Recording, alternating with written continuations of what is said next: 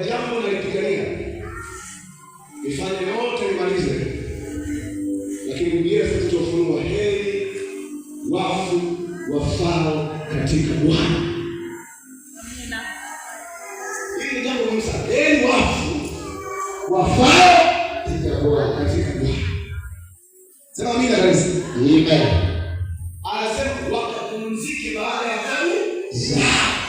Baada ya tabu zao. Sasa mimi siangaiki na vitu vinavyopita. Natamani kujua nitakufa katika nani?